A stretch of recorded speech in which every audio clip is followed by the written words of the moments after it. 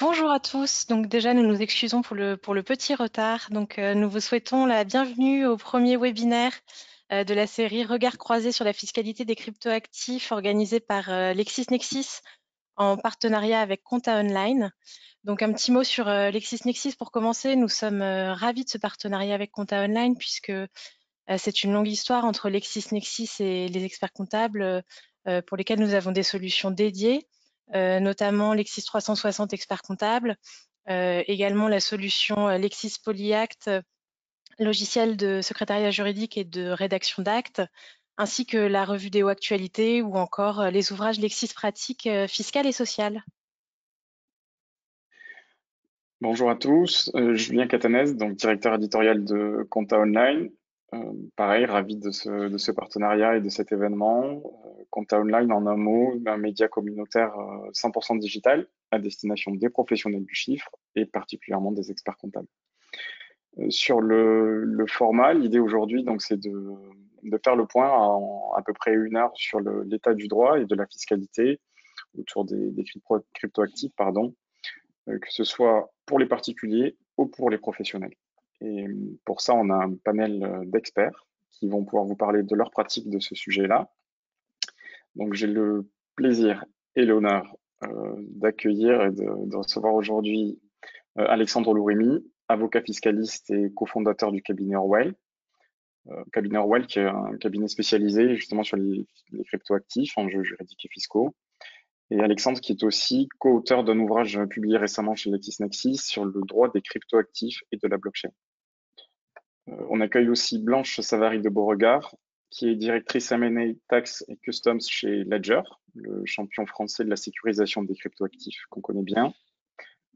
Fabrice Evrard, expert comptable et commissaire aux comptes dans un cabinet à taille humaine, avec une prédominance de dossiers dans l'environnement blockchain, que ce soit tout ce qui est trading, minage, market maker ou ICO.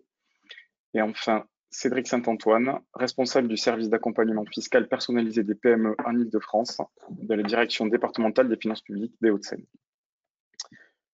Voilà pour les présentations. Donc cette Merci session à va tous d'être durer. là. Merci Julien, pardon. Non, je t'en prie. Donc, cette session va donc durer environ 1 heure, va commencer par une introduction donc par Blanche, qui sera suivie ensuite d'une intervention de Blanche et Alexandre sur le régime fiscal des plus-values sur actifs numériques réalisés par les particuliers. Ensuite, c'est Alexandre et Fabrice qui nous présenteront la fiscalité des professionnels de l'achat-vente d'actifs numériques ainsi que les spécificités liées à la forme sociétaire. Et enfin, Cédric Saint-Antoine nous présentera le service d'accompagnement fiscal personnalisé des PME d'Île-de-France. Nous finirons cette session d'1 heure par une session de questions-réponses de 15 minutes. Sur les points techniques, nous vous demandons à tous de laisser vos micros fermés pendant la session. Vous pouvez poser toutes vos questions dans la page, dans l'encart dédié sous questions et nous répondrons à ces questions à la fin du webinaire. Si jamais vous avez un problème de connexion, vous pouvez utiliser le numéro de téléphone ainsi que le code PIN qui sont adressés dans le mail d'invitation. Voilà, j'en ai terminé pour les aspects un petit peu techniques. Je vais désormais donner la parole à Blanche. Merci beaucoup. Merci beaucoup, Charlotte. Merci, Julien. Donc, je suis ravie d'être là. On a une difficile mission à nous quatre de vous présenter la fiscalité des cryptoactifs parce que, et là, je veux bien que vous mettiez la slide suivante, s'il vous plaît, parce que les cryptoactifs, c'est un ensemble protéiforme. Quand on parle de cryptoactifs, en fait, on fait référence à la technologie sous-jacente, c'est-à-dire la blockchain, le peer-to-peer, tout ce qui va dans cet ensemble au niveau technologique, mais ce que peut supporter cette technologie qui est complètement agnostique est illimité. Et là, c'est vraiment l'imagination au pouvoir. Et on le voit vraiment en ce moment avec l'émergence de la DeFi. C'est un terrain absolument inouï pour les juristes et les fiscalistes parce que on a vraiment une mission de qualification qui est gigantesque.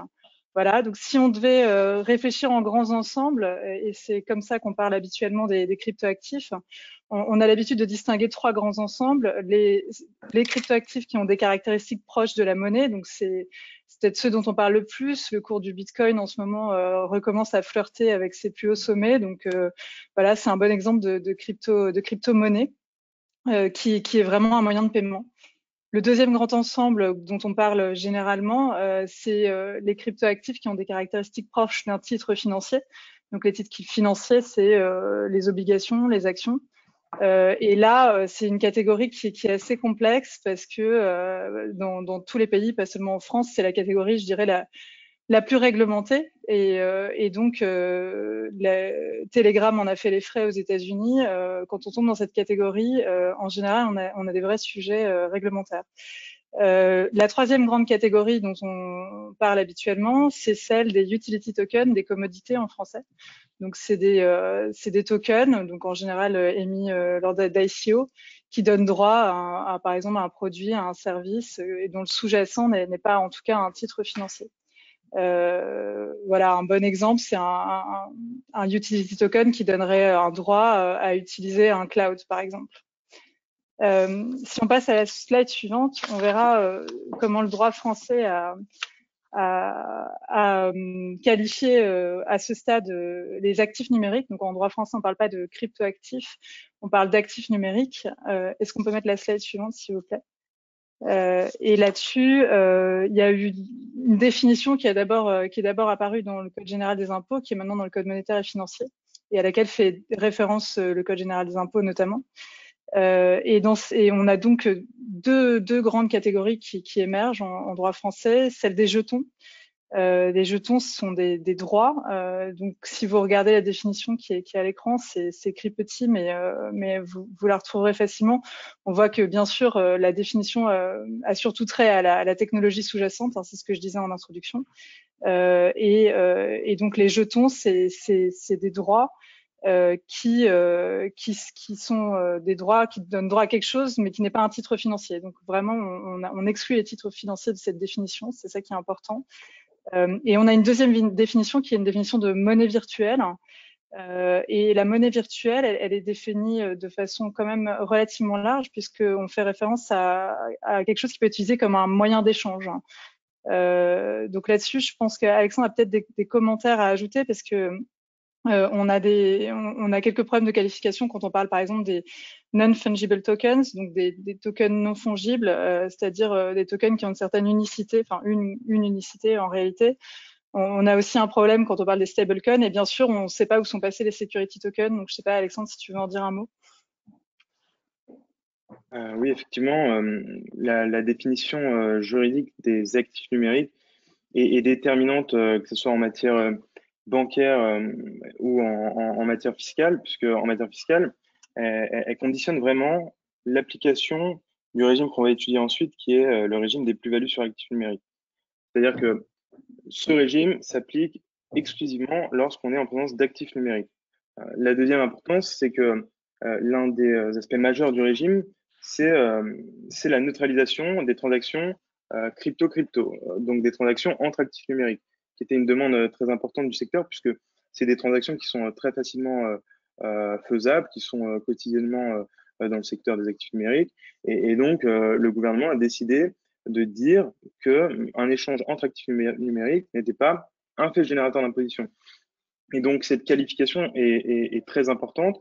On voit que le législateur a essayé de définir un objet technologique qui n'était pas encore terminé, en fait, puisque les cryptos et même la blockchain de manière générale sont quand même des technologies qui sont très, très récents et qui se développent de manière exponentielle. Et donc, cette tentative de définition voit déjà ses limites, puisque 2 ans après sa création, on rencontre des situations dans lesquelles on est vraiment en difficulté. Et comme l'a dit Blanche, c'est le cas lorsqu'on parle de stablecoin. Alors, au moment de la définition, c'était fin 2018, la question se posait pas tellement. Quand Libra a annoncé son projet, la question a surgi vraiment sur la table, sur les bureaux des régulateurs, donc là plutôt financiers, mais encore une fois, ça a une conséquence sur le plan fiscal. Et sur les stablecoins, on voit qu'il y a une friction avec la définition, puisque la définition nous parle de valeur qui n'est pas nécessairement attachée à une monnaie en cours légale. Donc certains soutiennent que les stablecoins, parce qu'ils sont nécessairement attachés à une monnaie en cours légale pour garantir leur cours, ne sont pas des monnaies virtuelles. Ça concerne les stablecoins qui sont adossés à des monnaies en cours légales, évidemment, et ça ne concerne pas le DAI, par exemple, qui est adossé à d'autres actifs numériques. Donc, on a déjà une première insécurité juridique sur cette définition. Quand on regarde l'intention du régulateur, on voit que l'idée n'était pas de les exclure, c'était plutôt de les distinguer de la monnaie électronique, mais fiscalement, on n'est pas à l'abri qu'un jour, un juge décide d'interpréter cette définition comme excluant les stablecoins pour imposer un trader qui se serait systématiquement couvert en prenant des positions sur des stablecoins. Et le deuxième aspect, c'est les NFT, donc comme l'a dit Blanche, des jetons non fongibles qui se développent et qui ont la caractéristique d'être uniques. Comme le nom l'indique, ce sont des actifs qui ne sont pas fongibles et qui servent à représenter alors soit des cartes de footballeurs pour Sora, soit des œuvres d'art comme les œuvres de l'artiste Pascal Boyard ou une œuvre qui a été faite pour l'influenceur Cryptomatrix. Et ces actifs numériques se font mal dans la définition puisque ce sont ni des jetons puisqu'ils représentent aucun droit sauf celui de les détenir en fait, et ni des monnaies virtuelles puisque leur caractère fongible empêche de les qualifier de moyens d'échange. Sauf à dire que tous les biens sont des moyens d'échange. Donc c'est les premières limites de la définition qu'on peut constater aujourd'hui et qui créent quand même une insécurité sur le plan fiscal. Et donc le législateur a fait un véritable effort de définition, mais nous, on raisonne déjà un peu à court. Et si on passe à la slide suivante, on verra que la seule certitude qu'on a aujourd'hui, c'est la fiscalisation de ces actifs, bien sûr. C'est que ce ne sont pas des monnaies, en toute hypothèse, puisqu'il y a un monopole régalien de battre la monnaie. Donc, quoi qu'il arrive, même si les caractéristiques sont très proches et les usages peuvent parfois être les mêmes que celui d'une monnaie, ce ne sera pas une monnaie et on est en dehors du régime des gains ou des pertes de change. Et par exemple, pour les particuliers, ça a son importance parce que dans certaines hypothèses, quand on revient avec des dollars ou d'autres monnaies de l'étranger, on ne se pose pas la question de la fiscalité. Quand on parle de crypto-monnaie, il faut toujours se poser la question de la fiscalité puisque c'est des biens meubles comme les autres biens meubles. Voilà, même s'ils ont toutes ces particularités. L'autre élément il y a beaucoup d'autres éléments de complexité à ces actifs. Et là, c'est la slide suivante sur laquelle on va aller assez vite, mais qui va nous permettre de vous dire ce dont on va parler aujourd'hui et ce dont on parlera la prochaine fois ou ce dont on ne pourra pas parler peut-être dans le cadre de ce webinaire. Mais il y a une très grande multiplicité, au-delà de la multiplicité des types d'actifs, il y a une multiplicité quasi aussi infinie, et là encore l'imagination est sans limite, des événements et des situations fiscales qui peuvent se caractériser. Donc aussi bien côté émetteur que côté porteur. Donc les émetteurs, on ne sait pas toujours qui ils sont. C'est pour ça que j'ai mis ce masque de Dali. Voilà, c'est Satoshi Nakamoto, on ne sait pas qui c'est, on ne sait pas toujours qui fait les protocoles, et parfois c'est même l'objectif dans la decentralized finance. L'objectif c'est bien d'être décentralisé et qu'il n'y ait personne derrière parfois, et c'est presque un projet politique en réalité d'être décentralisé comme ça. Donc on ne sait pas toujours quel est l'émetteur, ce qui pose tout un tas de sujets fiscaux notamment. On peut se poser la question de où il agit, parfois on ne le sait pas. Il peut faire tout un tas d'opérations, émettre, échanger, octroyer, vendre, etc. Donc les protocoles prévoient souvent au sein d'un même protocole toutes ces possibilités. Et quant au porteur, on peut se poser un peu les mêmes questions. Où est-ce qu'il est résident? Est-ce qu'il reçoit? À quel titre? Au titre d'un travail? Au titre d'autres choses? Un token? Et ensuite, il peut hériter et faire toutes les autres opérations qu'on peut imaginer. Donc aujourd'hui, on va pas parler de tout ça, bien sûr, et on va parler que de la France. Voilà. Donc déjà, première chose. Et on va commencer par aborder un régime qui a été balisé récemment, qui est le régime fiscal des plus-values sur actifs numériques des particuliers. Et Ensuite, on va aborder les autres régimes aujourd'hui qui nous paraissent à peu près balisés, que ce soit la mise en société, etc. Et on va garder pour la prochaine fois des sujets peut-être un peu plus compliqués et auxquels on a un peu moins de réponses et qui font un peu plus appel à des raisonnements juridiques pour essayer de s'en sortir et de faire une qualification comptable et fiscale raisonnable. Voilà. Donc sur le régime des plus-values des particuliers, donc c'est la slide suivante. Je pense que ça a toutes les raisons de vous intéresser, notamment au vu de la conjoncture. Voilà, l'année 2020 est une très bonne année. Ça veut dire qu'il faut que vous vous interrogiez très sérieusement sur la manière dont vous allez déclarer vos gains, et je vous souhaite d'en avoir. Voilà. Sur ce régime-là, toujours un peu en introduction, en 2014, l'administration s'était bien évidemment intéressée à la fiscalité de ces gains parce que on percevait déjà que c'était potentiellement une mine d'or, et aussi pour le trésor public. Donc il y avait eu une instruction qui avait qualifié ces gains de taxables dans la catégorie des bénéfices non commerciaux, sauf quand c'était des gains de minage, auquel cas ça devenait des bénéfices commerciaux. Bon, ça avait tout un tas d'impacts ça engendrait une complexité déclarative notamment, ce qui fait que certains contribuables s'en étaient émus et il y avait eu un recours pour excès de pouvoir pour annuler cette doctrine au moins en partie. Et ce qui a donné lieu à une décision du Conseil d'État au début de l'année 2018, en avril, qui a invalidé une partie de cette doctrine, puisque l'administration avait fait une erreur de qualification. Il s'agissait bien, non pas de revenus non qualifiés ou de bénéfices non commerciaux, mais il s'agissait bien de gains en capital. Donc, il restait à trouver dans quelle catégorie de gains en capital on allait imposer ces gains-là. Et là-dessus, on avait un problème puisque il n'y avait pas vraiment d'article du code général des impôts qui permettait de s'y retrouver, ce qui fait que le Conseil d'État s'était rattaché à la qualification de base, qui est un actif sur lequel on fait un gain, soit c'est un meuble, soit c'est un immeuble. Ici, c'est pas un immeuble, donc c'est un meuble. Et c'était rattaché à une catégorie d'imposition qui était la catégorie d'imposition des gains sur biens meubles, qui n'a pas vraiment vocation à s'appliquer à des biens meubles immatériels comme celui-là. Donc ça a engendré tout un tas de difficultés dont Alexandre va parler ensuite.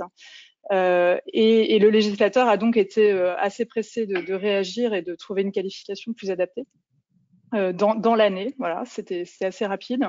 Et la question qu'on va se poser aujourd'hui en décrivant ce régime, c'est de savoir, et là je viens vous passer la slide suivante s'il vous plaît, de savoir si ce régime a répondu à ses promesses, parce que Bruno Le Maire nous avait annoncé un régime fiscal et comptable particulièrement favorable à la blockchain et aux nouvelles technologies financières. Donc on était assez contents et on va décrire ce régime pour voir dans quelle mesure il répond à ces promesses-là et puis dans quelle mesure on aurait peut-être quelques propositions pour le rendre plus praticable ou en tout cas plus sûr. Voilà. Je vais laisser Alexandre continuer avec la slide suivante. Alors, merci. Comme l'a dit Blanche, je vais revenir rapidement sur ce qui se passait avant pour faire une petite comparaison. La décision du Conseil d'État a conduit en fait à assujettir les plus-values sur actifs numériques à un régime d'imposition de biens meubles corporels. Et donc, c'était particulièrement inadapté. Sur le taux d'imposition, on était à 36,2%, donc c'est à peu près ce qui se passe aujourd'hui. Aujourd'hui, on a aligné le taux sur la fiscalité des valeurs mobilières. Mais les difficultés étaient principalement le fait qu'il fallait déclarer les cessions dans le mois et surtout que toute cession était imposable. Donc, par principe, une cession, que ce soit contre 2 l'euro ou contre un autre actif numérique, était un fait générateur d'imposition qui imposait de déposer une déclaration de plus-value sur l'actif numérique cédé. À l'inverse, il y avait quelques avantages qui étaient encore une fois liés au fait que le régime n'avait pas vocation à s'appliquer aux actifs numériques à la base. Et le premier était l'exonération des cessions dont le montant était inférieur à 5 000 euros. Ce qui permettait à certains contribuables qui étaient assez au fait de la fiscalité à cette époque de faire des cessions d'actifs numériques de 5 000 euros, parce que c'était inférieur ou égal, ou d'un peu moins, et d'avoir une plus-value exonérée. c'était pas un régime soutenable, c'était inadapté, c'était favorable ni à l'administration ni aux contribuables dans l'ensemble. C'est pour ça que ce nouveau régime a été créé. Et le nouveau régime a quand même apporté un apport essentiel que j'ai cité tout à l'heure, c'est la neutralisation des échanges entre actifs numériques. Je dis un apport essentiel parce que, comme j'en ai parlé, c'est des choses très courantes. Enfin, des transactions entre actifs numériques, c'est extrêmement courant. Ça peut avoir plein de raisons. Et la dernière de ces raisons, c'est vraiment de vouloir faire une plus-value. Et c'est un apport essentiel aussi parce que c'est un apport innovant. La France a été l'un des premiers États du monde, je ne sais pas si on a eu d'autres après, à exonérer officiellement les transactions entre actifs numériques. Donc c'est vrai que c'est pas évident, mais c'est quand même une avancée importante. C'est pas quelque chose de naturel en matière fiscale. Ensuite, on a eu enfin, le législateur a décidé de créer un régime qui découlait de cette neutralisation, puisque il a bien fallu trouver une formule de calcul permettant de calculer les plus-values lorsqu'on faisait une transaction crypto-euro, et tout en fait prenant en compte les variations de valeur intervenues lors de transactions crypto-crypto non imposables. Et donc là, je vais parler, euh, je vais rentrer dans les détails, dans les grands détails du régime sur le slide suivant, s'il vous plaît. Alors l'autre, celui d'après, du coup. Donc sur les grands détails du régime, c'est-à-dire un régime qui est un régime d'imposition à l'échelle globale du portefeuille. C'est un régime qui est inspiré du plan d'épargne en action et qui impose de ne plus s'intéresser à la plus-value effectivement réalisée, mais de raisonner en termes de plus-value globale sur le portefeuille. Donc, l'idée, c'est de ne pas aller chercher, lorsqu'on fait une cession en euros d'un actif numérique, le prix d'achat de l'actif numérique qu'on a cédé pour calculer une plus-value qui serait la plus-value réelle, mais on va s'intéresser à la plus-value globale latente du portefeuille. Et on va imposer une fraction de cette plus-value globale latente, en fait. Donc, par exemple, un contribuable qui achète 10 000 euros de Bitcoin, d'Ether et d'autres cryptos, et qui, quelques mois plus tard, voit son portefeuille augmenter pour être porté à 15 000 euros, a une plus-value globale de 5 000 euros qui représente 33% de son portefeuille. Si on appliquait une méthode classique d'imposition des plus-values, lors d'une transaction future à 10 000 euros, on devrait aller chercher le prix d'achat initial de la transaction CD, de la crypto CD. Aujourd'hui, si le contribuable dans l'exemple fait une cession de 10 000 euros, il va être imposé à hauteur de 33% de sa cession, puisque la plus-value globale de son portefeuille est de 33%. Et donc, il sera imposé à hauteur de 6 000 euros à peu près. Et donc, c'est une méthode qui a l'avantage de permettre cette neutralisation des transactions crypto-crypto, mais qui présente également de nombreux inconvénients, et notamment en termes d'obligations déclaratives, puisque le contribuable, pour établir sa base d'imposition, est amené à déclarer en fait l'ensemble de son portefeuille d'actifs numériques. Alors, je veux bien qu'on aille sur la slide suivante, sur les obligations déclaratives. Donc, comme on l'a vu, aujourd'hui, ce qui est imposable, c'est les cessions crypto-euro ou crypto ou contre une autre monnaie encore légale. Quand on a ce genre de cession, on a un calcul à faire qui est un calcul assez complexe, comme je viens de dire. Et ce calcul, il faut le déclarer chaque année et plus dans le mois qui suit la session comme c'était avant, sur le formulaire dédié qui est le formulaire de déclaration des plus-values sur actifs numériques. Sur ce formulaire, il faut déclarer pour chaque session la valeur totale de son portefeuille, ce qui constitue en fait une obligation assez intrusive puisque pour le calcul d'un petit revenu qui serait sur une session de quelques centaines d'euros, il va falloir déclarer le patrimoine total que le contribuable détient, que ce soit sur des supports de stockage à froid, comme sur un ledger, que ce soit sur des plateformes françaises, des plateformes étrangères. Il va falloir valoriser tout son portefeuille à chaque session.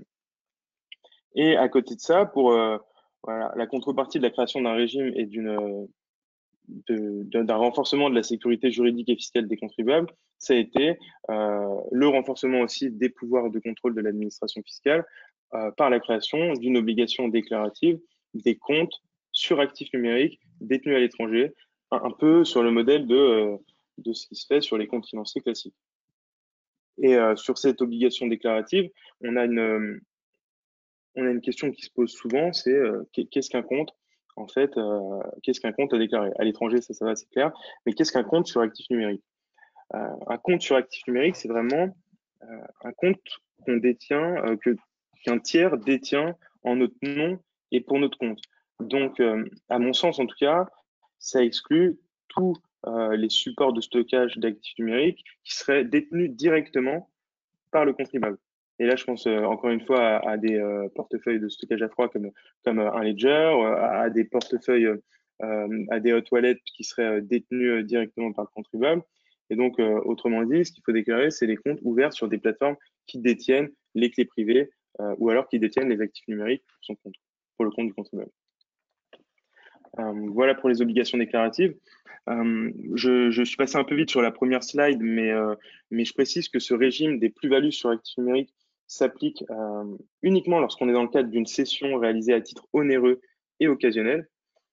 Et donc, ces trois termes sont très importants puisque le premier, cession, limite quand même le champ, c'est-à-dire que il empêche d'appliquer ce régime à des opérations qui ne seraient pas seulement des cessions, et je pense notamment au minage, où là, l'actif numérique est perçu en contrepartie de la participation au fonctionnement d'un protocole, comme le staking, qui peut être un peu assimilé sur le plan juridique et sur le plan fiscal.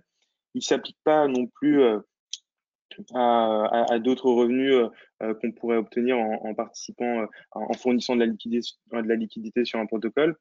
Et donc, il a vocation vraiment à s'appliquer qu'à une session simple et à des paiements qui sont assimilés à des sessions.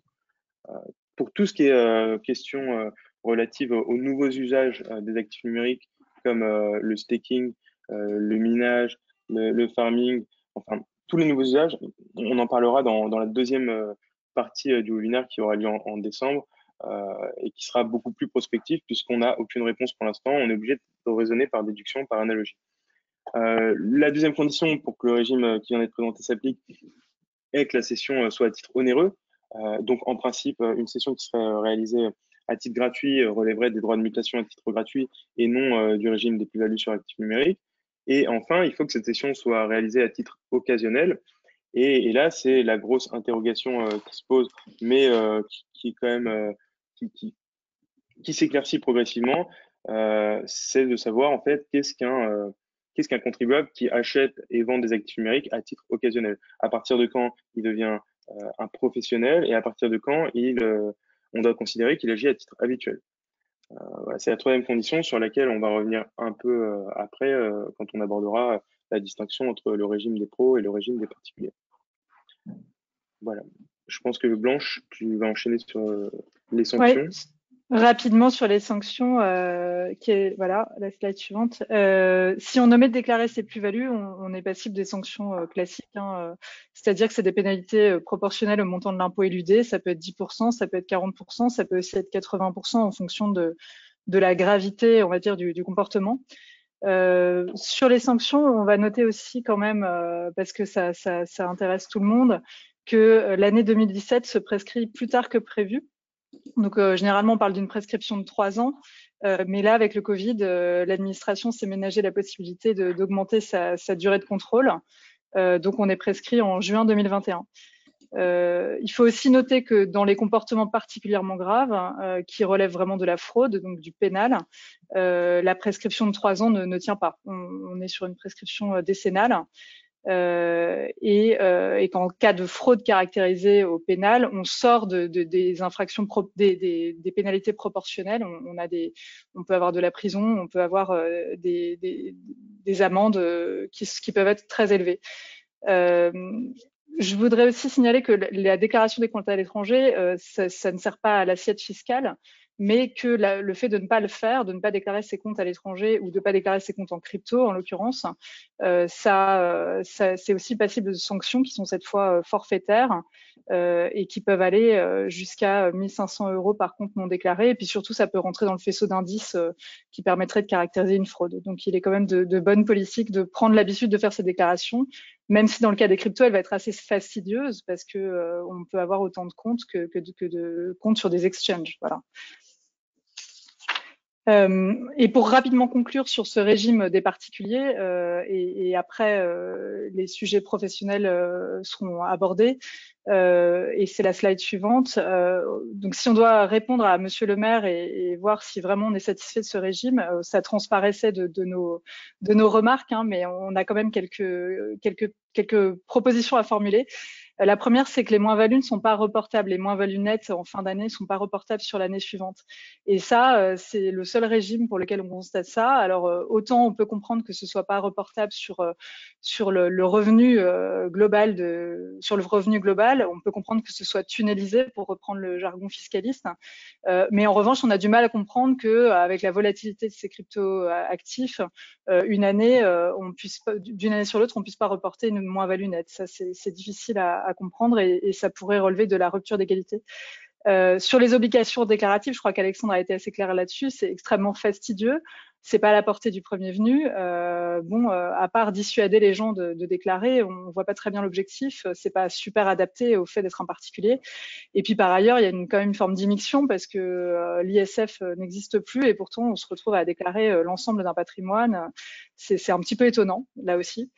Et puis dernière remarque pour conclure, cette surcharge administrative que ça engendre, elle rend pratiquement impossible le fait d'utiliser un cryptoactif comme moyen de paiement quotidien. C'est-à-dire qu'avec Libra, on avait rêvé ou craint, selon les sensibilités des gens, mais on avait pensé que peut-être demain on pourrait prendre un Uber, acheter un repas, peu importe, vivre quoi, en utilisant des crypto-monnaies, un portefeuille de crypto-monnaies. Et en fait, si à chaque fois qu'on achète un ticket de métro, il faut calculer la valeur de son patrimoine en cryptoactifs, on a quand même un sujet. Et là, on comprend mieux le monopole régalien de battre la monnaie. C'est-à-dire qu'en fait, s'il est très très bien assis, ce monopole, on va avoir du mal à vraiment utiliser des crypto-monnaies. Voilà. Merci beaucoup à tous les deux pour cette présentation très claire de la fiscalité qui s'applique pour les particuliers. Je vais désormais laisser Fabrice, donc, qui est expert comptable, et Alexandre, toujours avocat, nous présenter la fiscalité des professionnels de l'achat-vente d'actifs numériques. Merci.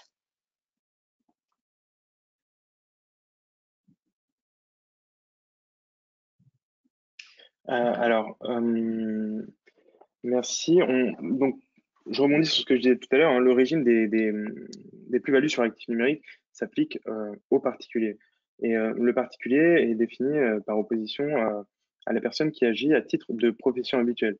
Cette personne relève d'un régime d'imposition de revenus d'activité qui n'est pas du tout dans la même logique et qui impose notamment la tenue d'une comptabilité, comme l'expliquera ensuite Fabrice. Le gros enjeu, c'est de savoir ce qu'est un particulier et ce qu'est un professionnel de l'achat-vente d'actifs numériques. Classiquement, que ce soit actif numérique ou pas, quelle que soit l'activité qu'on exerce, on est susceptible de l'exercer à titre professionnel ou à titre occasionnel.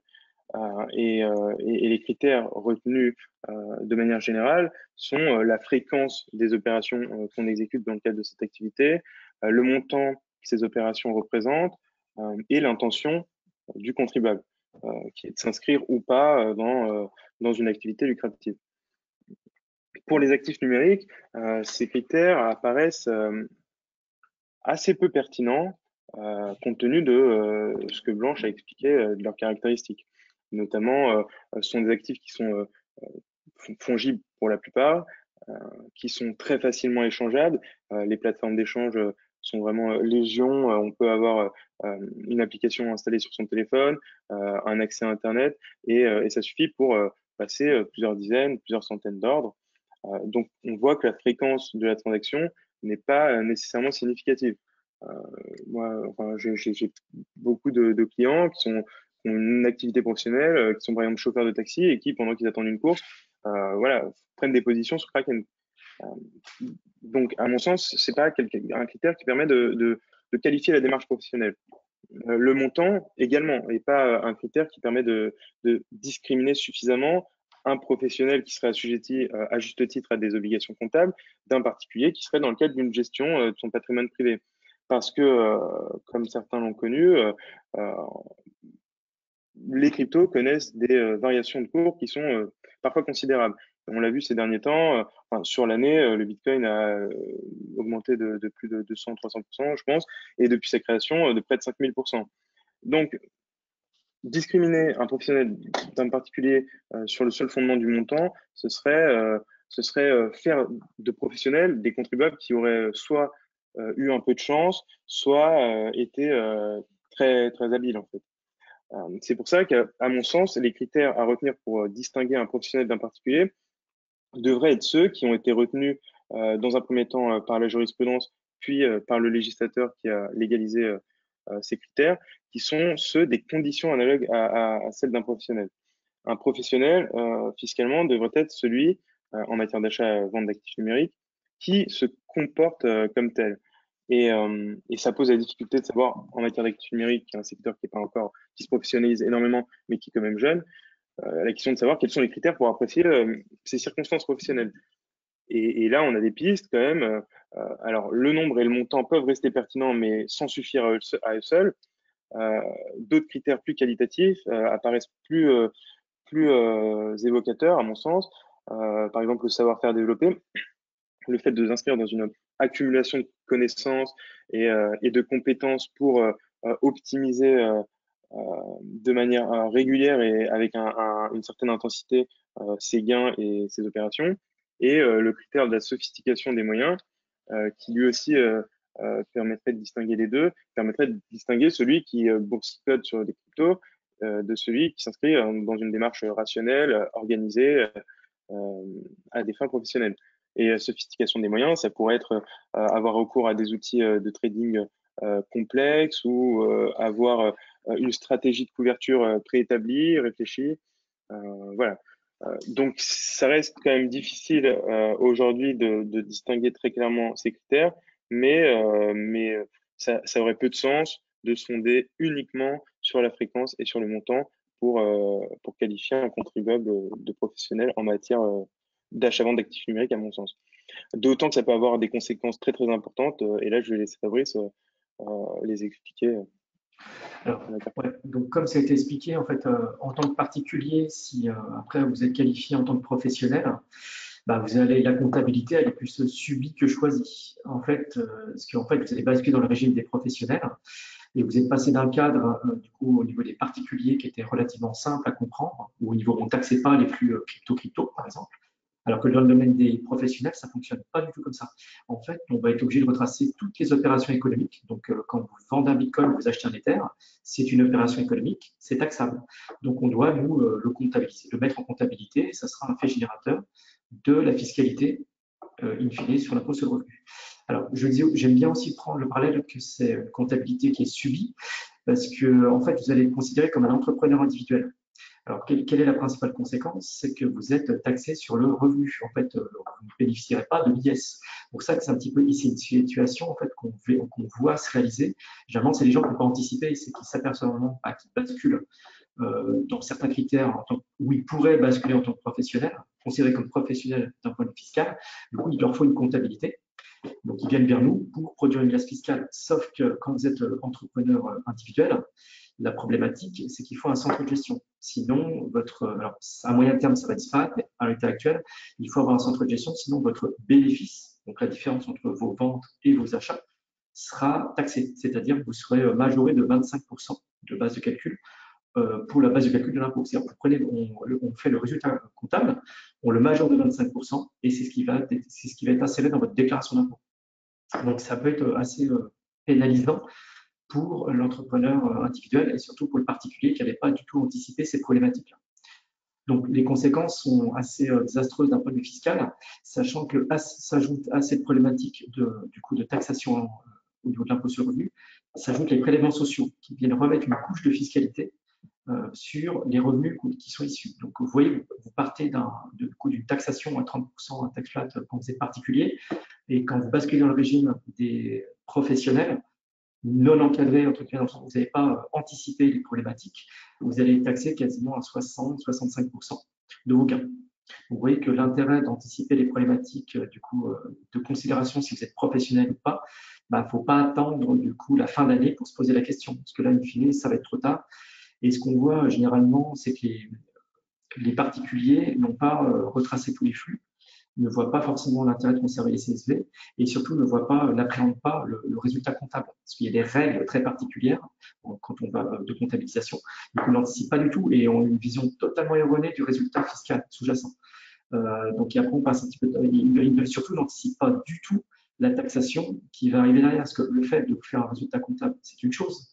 La base de taxation qui va en découler, c'est encore une chose, mais la régularisation d'impôts qui va en découler, encore faut-il avoir avoir converti ces cryptoactifs pour pouvoir payer l'impôt sur le revenu et les prélèvements sociaux. Donc ça, c'est des conséquences malheureusement désastreuses qui ne sont pas du tout anticipées. À l'heure actuelle, le législateur a bien encadré le statut des particuliers. Alexandre l'a répété juste avant, c'est qu'il reste quand même un relatif flou, un flou artistique, pour être poli, sur est-ce qu'on est professionnel ou pas. Sachant que je vous donne un exemple, vous créez un petit morceau de code en Python qui va faire générer des milliers de transactions sur Binance. Est-ce que vous êtes professionnel ou pas? Vous avez accumulé, comme a dit Alexandre, vous avez accumulé un savoir de programmeur, vous l'avez programmé, et il se trouve que les opérations que vous avez programmées génèrent un résultat tellement positif que ça va dépasser vos revenus. Du coup, est-ce que vous êtes professionnel ou pas? Donc voilà, ça reste un faisceau d'indices qu'il va falloir défendre auprès de l'administration fiscale et que nous, après, on va récupérer pour faire l'alias fiscale. Sachant que les règles comptables ne sont pas réellement décrites, du coup, surtout pour les traders en cryptoactifs. Donc, on a des problématiques, mais vraiment pratico-pratiques. Je m'explique. Les CSV que vous récupérez de Kraken, Binance, Bittrex, enfin, de toutes les plateformes d'exchange centralisées, regardez les fichiers, ils ne sont pas normés, ils ne sont pas normalisés. C'est-à-dire qu'on n'a pas la même forme. Donc, c'est-à-dire qu'on doit retraiter à la main chacun des fichiers. Chacun des cours, il va falloir aller chercher les cours de conversion pour les mettre en euros, parce que la comptabilité française, et a fortiori les liasses fiscales, on est obligé de les mettre en euros. Donc, il y a un gros travail du coup d'uniformisation des fichiers, de traduction des opérations économiques en schéma comptable, et après on les intègre. Voilà. Une fois qu'on a fait ça, il faut trouver un centre de gestion qui va accepter de traiter votre liasse fiscale. Et là aussi, c'est un chemin de croix, parce que du coup, c'est pas si simple de trouver un centre de gestion qui va accepter de valider des liasses fiscales de traders cryptoactifs. Un autre problème, qui n'a pas été évoqué auparavant, c'est que généralement, les traders font autre chose que du trading. Généralement, il y a une activité annexe. Typiquement, on va avoir du minage, on va avoir des prêts, du coup, sur Compound, on va avoir des prêts qui vont être effectués, on va avoir des swaps, ils vont participer à soit des airdrops, ils vont avoir des cryptoactifs issus de forks. Donc, en fait, on va cumuler encore d'autres problématiques que le simple fait qu'on fasse du trading. Et pareil, il y a une différence entre le trading spot et le trading, du coup, sur les contrats à terme, parce que les règles comptables ne sont pas les mêmes, les implications comptables sont totalement différentes, et après, on pourra voir juste après, sur la partie société, les impacts, les règles fiscales qui vont découler vont aussi être différentes.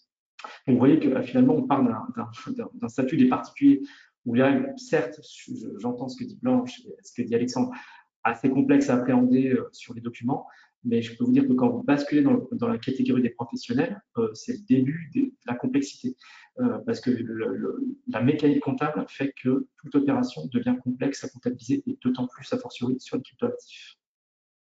Voilà un petit peu ce que je peux dire sur cette partie-là. Merci tous les deux. Donc, on vient de voir la partie régime des particuliers, le basculement sur la partie régime professionnel, avec les difficultés qui sont liées à l'imposition, au régime de l'impôt sur le revenu. La question qui se pose logiquement, c'est l'exercice sous forme sociétaire. Ça pose plusieurs types de questions. Déjà pas mal de questions d'un point de vue comptable et aussi des questions liées aux apports en société. Et donc pour ça, on va avoir à nouveau Fabrice et Alexandre qui vont traiter ce sujet. Alors, une fois que vous êtes passé du statut de particulier à un professionnel, vous n'avez pas anticipé du coup les problématiques comptables et fiscales. Et je vous conseille fortement de les anticiper.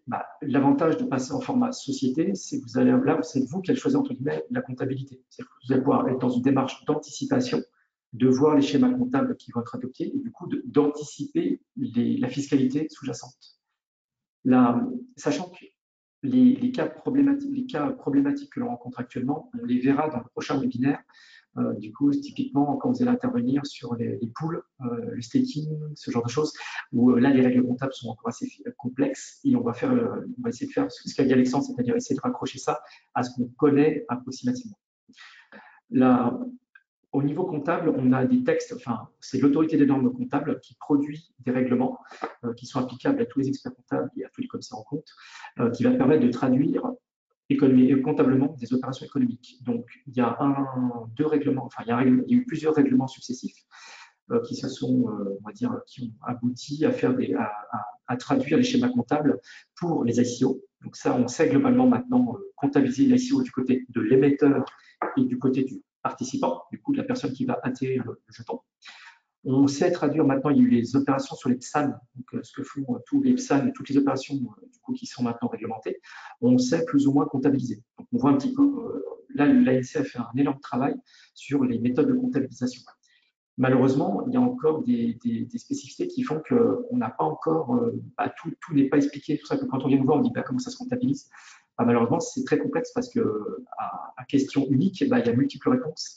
Ça va dépendre du coup de la forme sociale, ça va dépendre de l'objet social de la société, de pourquoi on a réalisé l'opération économique, c'est-à-dire si vous avez acheté des bitcoins, est-ce que c'est parce que vous êtes un trader, parce que vous avez souhaité faire un placement de trésorerie, est-ce que si vous avez acheté des Ethers ou du gaz, est-ce que c'est lié par rapport à un projet blockchain que vous développez dans votre activité?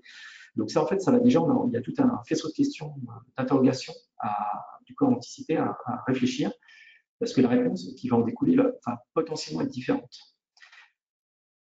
Je l'avais dit juste avant, c'est que là, quand vous êtes en format société, on a l'obligation de comptabilisation de l'intégralité des flux économiques.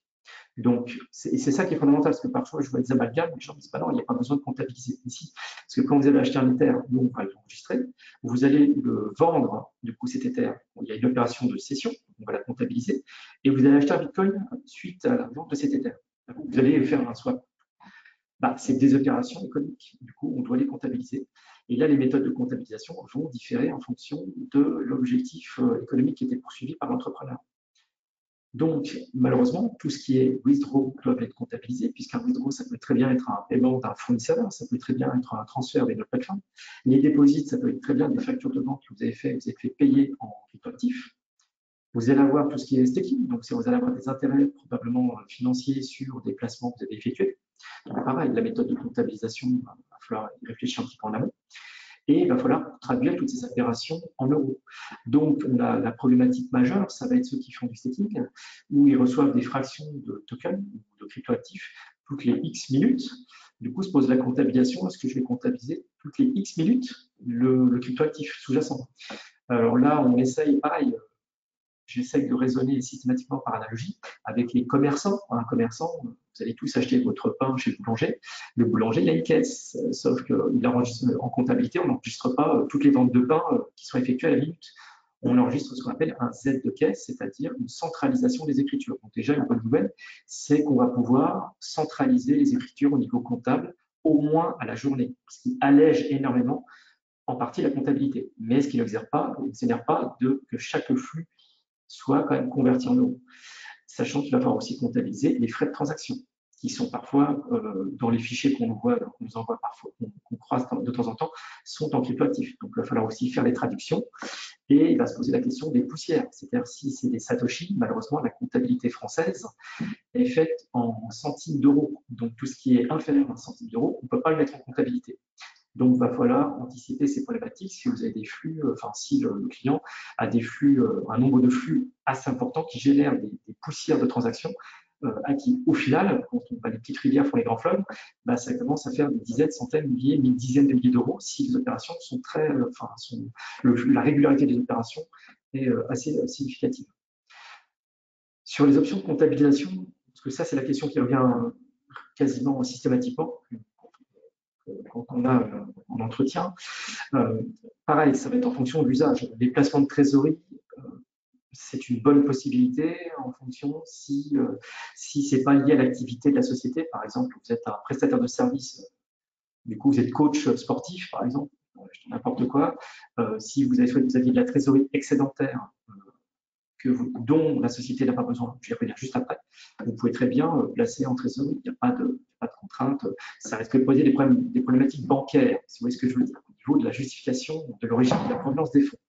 Mais ça, ce n'est pas ce qui nous occupe aujourd'hui. On pourra très bien le mettre en placement de trésorerie, pas de souci. J'attire juste une petite entre parenthèses, c'est qu'il faut vraiment que ce soit de la trésorerie dont la société n'a pas besoin. Pourquoi? Admettons que vous faites un placement Bitcoin. Le cours du Bitcoin s'effondre. Je ne le souhaite pas moi-même, hein, rassurez-vous. Vous n'êtes plus en mesure, vous faites la conversion, vous n'êtes plus en mesure de payer l'impôt société puisque vous n'avez plus de liquidité nécessaire. C'est une faute de gestion caractérisée, avec les conséquences pénales qui peuvent en découler. Donc oui, vous pouvez faire des placements, mais vraiment avec de la trésorerie dont la société n'a vraiment pas nécessaire.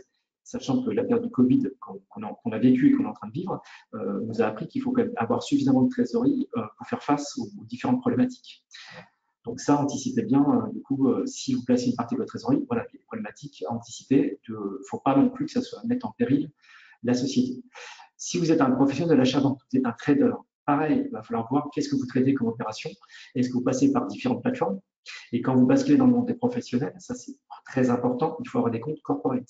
Il n'est pas possible et pas envisageable que vos cryptoactifs détenus soient détenus sur un compte, sur un wallet qui est au nom du dirigeant. Vous doutez bien que ce n'est pas possible, sinon ça pourrait caractériser un abus de bien social. Puisque vous utilisez les fonds de la société potentiellement, facialement, avec le nom de dirigeant, à des fins personnelles. Donc là, faire très attention, du coup, à ce que vous ayez des wallets corporate. Je sais que ce n'est pas facile avec certaines plateformes, mais il faut faire un choix. Il n'y a pas que les frais de transaction, surtout quand vous êtes dans le monde des professionnels, qui doivent guider vos choix de plateforme. On va avoir d'autres problématiques, c'est les obligations de réévaluation de la clôture. Parce que si j'ai comptabilisé un cryptoactif au cours de l'exercice, j'ai acheté un Ether, je l'ai acheté, mettons, 50 €, oui, ça remonte à quelques temps maintenant. À la clôture, il vaut 350, plutôt 600. Se pose la question, est-ce que je réévalue mon actif que j'ai mis en comptabilité ou pas? Actuellement, pareil, ce n'est pas réellement traité, mais on n'a pas à réévaluer les plus-values de l'attente. Mais encore, ça va dépendre de la méthode de comptabilisation. A contrario, si on a une perte de valeur, c'est-à-dire que vous avez le cryptoactif, le cours a complètement dévissé, va se poser la question de la dépréciation.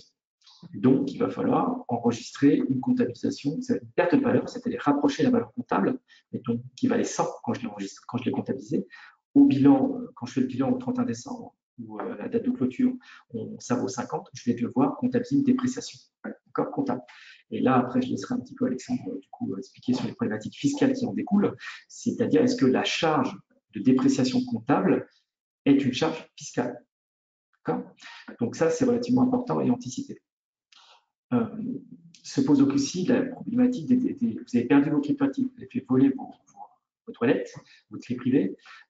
Est-ce que vous pouvez passer une dépréciation comptable du fait de la perte, enfin du vol de ce cryptoactif?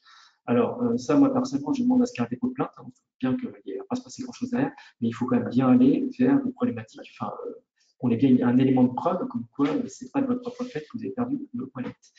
Une dernière petite chose, je vous invite alors très fortement à conserver vos CSV, parce qu'on voit assez régulièrement des plateformes qui ferment du jour au lendemain et on se retrouve sans historique comptable. C'est pas possible. Il faut vraiment, je vous conseille soit vous mettez en script ou vous débrouillez tous les X semaines à avoir systématiquement avoir les CSV de toutes vos transactions. D'accord? Après, on pourra évoquer du coup quand vous avez été entrepreneur individuel, du coup, du sort quand vous voulez basculer dans ce que je vous ai dit, le régime de l'entrepreneur individuel, or EIRL-AIS n'est pas forcément hyper intéressant à cause du taux de taxation qui est du taux marginal d'impôt qui va être appliqué et du taux de taxation. Donc c'est pour ça qu'il va falloir anticiper la création d'une société commerciale et le basculement du coup de votre entreprise individuelle vers la création d'une société. Je laisserai peut-être Alexandre du coup continuer. Je crois qu'on va manquer un peu de temps. Voilà, l'idée, c'était de rapidement voir la problématique des apports en société, mais globalement, comme l'a dit Fabrice, le fait d'être requalifié en professionnel, c'est quelque chose de subi. Donc, beaucoup essayent de prendre les devants en créant une société, mais on est confronté, encore une fois, à cette problématique. à une nouvelle problématique qui est comment apporter des actifs numériques en société sans que cet apport soit un fait générateur d'imposition. Aujourd'hui, plusieurs moyens sont utilisés, mais ça reste assez obscur. Enfin, aucune précision et aucune sécurité n'a été apportée ni par le législateur ni par des précisions administratives. Et donc, pour avoir cette sécurité juridique, je pense que je peux même introduire le sujet précédent. On peut aussi se rapprocher de l'administration fiscale pour discuter en fait des moyens de sécuriser une opération, obtenir un aval au préalable. Et je pense que Eric vous en dira plus et le dira mieux que moi.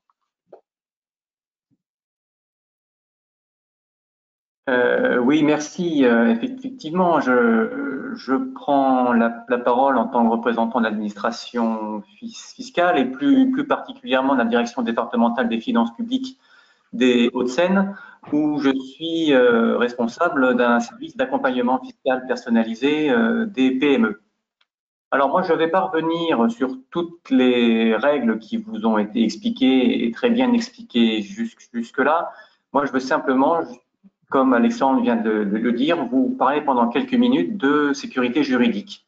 Parce que on constate bien, après tout ce que l'on a entendu, que le sujet qui nous intéresse cet après-midi présente quand même un certain nombre d'incertitudes, malgré un cadre juridique récent et des commentaires administratifs qui, je trouve, pour une fois, sont arrivés relativement vite et qui permettent quand même de cerner une grande partie des sujets qui se posent. Mais toutes les incertitudes dont on vient de parler vont conduire les opérateurs, acteurs économiques et leurs conseils à faire parfois des choix fiscaux non sécurisés. Et lorsqu'on fait un choix fiscal non sécurisé, le risque le plus évident, c'est que l'administration vienne remettre en cause ce choix dans le cadre d'un contrôle et impose des redressements. Alors, je pense qu'il faut quand même comprendre que dans le sujet des actifs numériques, le législateur et l'administration auront toujours un petit temps de retard par rapport à l'innovation et auront toujours un petit temps de retard par rapport à l'exploitation économique que l'on peut faire de cette innovation. C'est ce qu'on vous disait au début lorsque Blanche vous parlait que l'imagination est sans limite. Ça, je veux bien le croire, mais en contrepartie, il faut effectivement accepter que pendant un certain temps, et le législateur et l'administration soient peut-être un petit peu en retard sur les pratiques.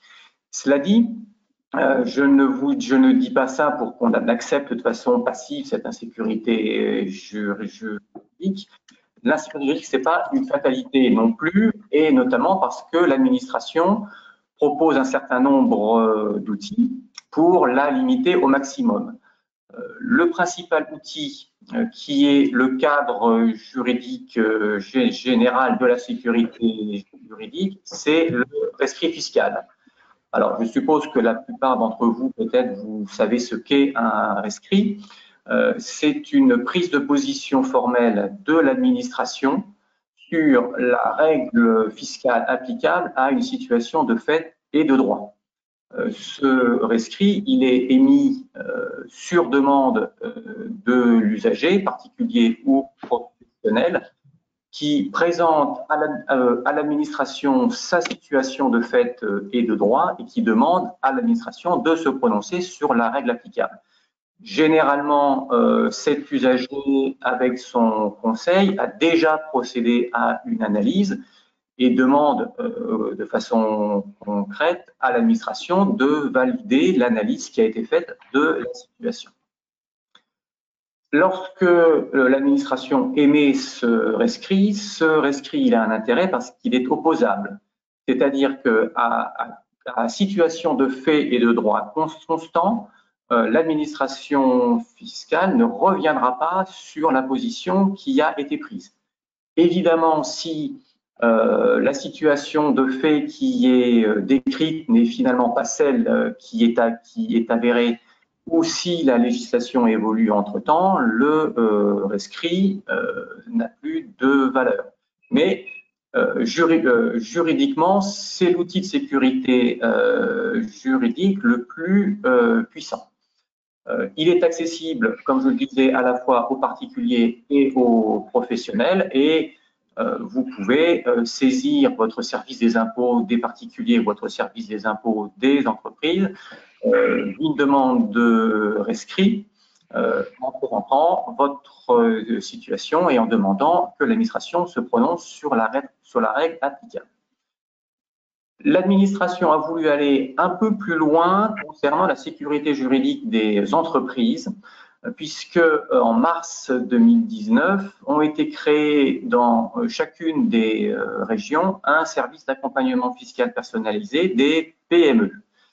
Ces services ont été mis en place, pour faire un historique très rapide, à la suite d'une concertation entre l'administration, les entreprises, les professionnels du droit et du chiffre, concertation qui était prévue par l'un des articles de la loi ESSOC d'août 2018.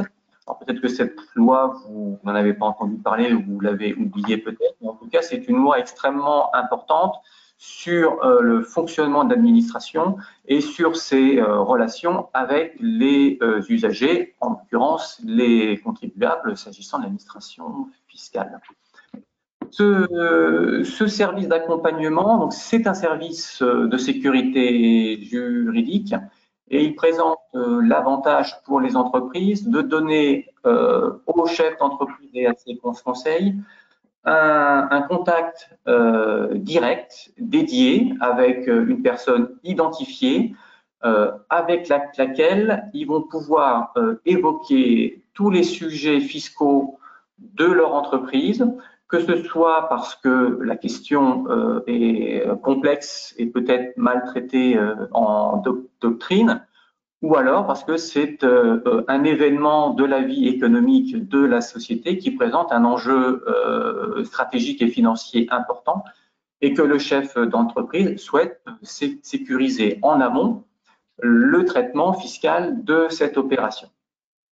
L'intérêt de passer par l'accompagnement par rapport au rescrit classique qui en gros se pratique à distance, c'est que l'accompagnement va permettre de mettre en place un échange beaucoup plus approfondi pour que nous, on comprenne mieux quelle est la situation, quels sont les besoins de l'entreprise, pour pouvoir apporter une réponse adaptée à la situation et dans un délai relativement raisonnable, puisque vous avez affaire à une équipe dont c'est l'unique mission, c'est celle d'accompagner les PME. Voilà, on ne fait pas forcément à la sortie toujours un rescrit, parce qu'on peut se retrouver face à des questions pour lesquelles la situation de fait et de droit n'est pas suffisamment caractérisée, mais on cherche quand même, dès que c'est possible, à apporter un maximum de sécurité en rédigeant un rescrit. Le champ de l'accompagnement, il est extrêmement large, donc c'est les PME, mais ça inclut aussi les TPE. Donc en fait, on sort de l'accompagnement lorsqu'on dépasse la fourchette haute des PME, mais là, on bascule dans un autre dispositif qui est le partenariat fiscal. Le champ, c'est toutes les PME qui déposent régulièrement et payent régulièrement leurs impôts. C'est normal, c'est une démarche de confiance. Le champ, c'est toute la fiscalité professionnelle et on travaille justement depuis une quinzaine de jours avec une entreprise dont l'activité est dans les actifs numériques. Donc, on est en train de travailler avec elle pour déterminer l'ensemble de ces activités pour, en fonction de la qualification que l'on retiendra, déterminer quelle est la règle fiscale applicable. L'accès à ce service d'accompagnement, il se veut aussi extrêmement simple. Donc, vous pouvez en parler à votre service des impôts des entreprises, mais vous pouvez aussi nous contacter directement par courriel Donc, vous avez sur le diaporama l'adresse courriel pour le service compétent pour les entreprises dont le siège est en Île-de-France. Si vous cherchez en quelques secondes sur Internet, vous pourrez trouver la même chose pour les autres services installés dans les régions.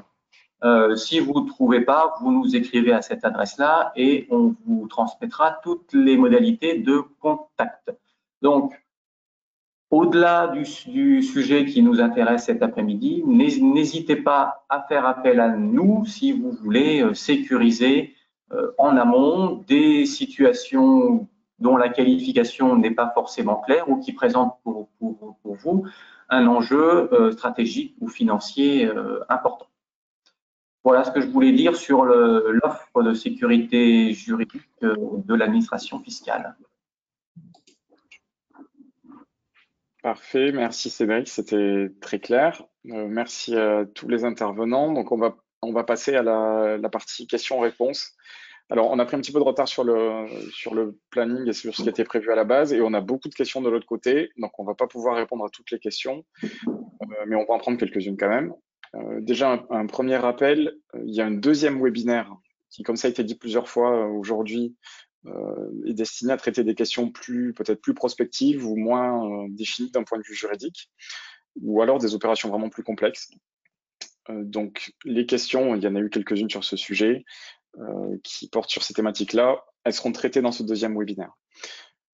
Par contre, là, on va en prendre quelques-unes. Alors, je vous propose de commencer peut-être avec une première question pour Blanche. Peut-on ne pas déclarer ses plus-values lors du passage en fiat et dépenser ses euros uniquement via la carte bancaire de certains exchanges, crypto.com, Binance, etc., donc sans effectuer de retrait fiat sur son compte bancaire? 3 points de suspension.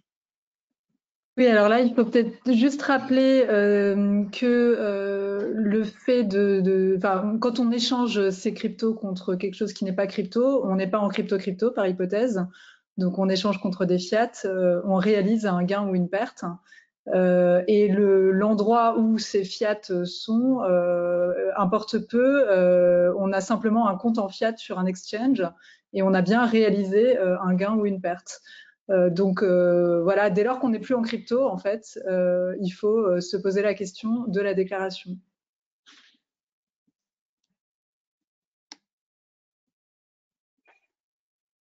Merci beaucoup. Merci Blanche. Du coup, peut-être on va prendre une question pour Alexandre. La question est la suivante. Je réalise une plus-value sur l'année supérieure à 50% de mes autres revenus. Quelle catégorie d'imposition? Alors, ça rejoint les critères de distinction professionnelle habituels. Alors, classiquement, le montant, c'est un des indices qui caractérise un professionnel. Mais selon moi, et encore une fois, c'est pas une interprétation qui a été validée par la jurisprudence, mais le bon sens voudrait que le montant soit pas le seul indice significatif. Et donc, si c'est le seul indice évocateur du caractère professionnel de l'activité, à mon sens, il ne suffit pas à lui seul. En revanche, si en plus de représenter plus de 50% des revenus, ce gain résulte d'une activité qui est exercée dans des proportions importantes par rapport au temps consacré à l'activité professionnelle, si ces gains résultent de connaissances particulières, de compétences particulières également, c'est possible que ces gains relèvent d'une imposition professionnelle. Mais le montant ne devrait pas suffire à lui seul à vous qualifier de professionnel. Ça peut être un montant qui est fortuit. Voilà, on a acheté des bitcoins en 2014, on a eu la chance de les revendre en 2018 et de faire une plus-value de x100. C'est pas une raison suffisante pour être qualifié juridiquement comme un professionnel, à mon sens. Donc, ça relève de plus-value sur l'actif numérique, dans ce cas-là. Merci beaucoup, Alexandre. Merci. Une question pour Fabrice cette fois. Donc, je suis en activité libérale infirmier. Tout est en mon nom propre. Du coup, je n'ai pas dissocié mes wallets entre pro et privé. De ce que je comprends, c'est donc une faute. Comment rattraper la chose? Non, alors, il a de la chance, il ou elle a de la chance, parce qu'en fait, quand on est en profession libérale, c'est indépendant. vous devez faire l'IAS 2035, vous êtes considéré, vous êtes BNC. Donc en fait, votre patrimoine pro, donc il n'est pas mis de côté. C'est la même notion de patrimoine. Votre patrimoine perso et votre patrimoine pro sont mêlés. Donc en principe, il n'y a pas besoin d'avoir de compte corporel dans ce cas-là. Mais c'est un cas relativement, vous avez eu de la chance parce que vous n'êtes pas considéré comme entreprise au sens juridique du terme. Vous êtes un BNC, une profession libérale. Donc non, vous n'êtes pas en tort, vous avez de la chance cette fois-ci. Merci Fabrice. Alors malheureusement, on doit s'arrêter là pour les questions puisque on a largement dépassé le temps qui nous était imparti puisqu'on a commencé un petit peu en retard, mais on remercie tous les intervenants. Merci à tous les 4. Merci à tous ceux qui nous ont écoutés pendant un peu plus d'1 heure. Vous allez recevoir de notre part un questionnaire de satisfaction pour nous faire vos retours et on devrait vous envoyer la présentation PowerPoint. Merci à tous. Merci. Alors, une précision sur le second webinaire avant de vous quitter. Donc, le second webinaire aura lieu le 18 décembre. Là, toutes les personnes qui ont été inscrites et qui ont assisté à ce premier webinaire vont recevoir un mail de remerciement dans lequel vous aurez une invitation pour vous inscrire au second. Donc, juste pour récapituler, second webinaire dans lequel il y aura toutes les questions plus prospectives, un peu moins claires juridiquement qui seront traitées. Et ce qu'on fera aussi, c'est qu'on prendra connaissance de toutes les questions là, puisque le fait d'annoncer la séance de questions-réponses a déclenché une avalanche de questions sur différents sujets. On n'a malheureusement pas le temps de traiter, mais on en prendra connaissance pour la préparation du webinaire. Voilà. Merci à tous et à bientôt le 18 décembre donc. Merci beaucoup. Au revoir. Merci. Merci à tous. Au revoir.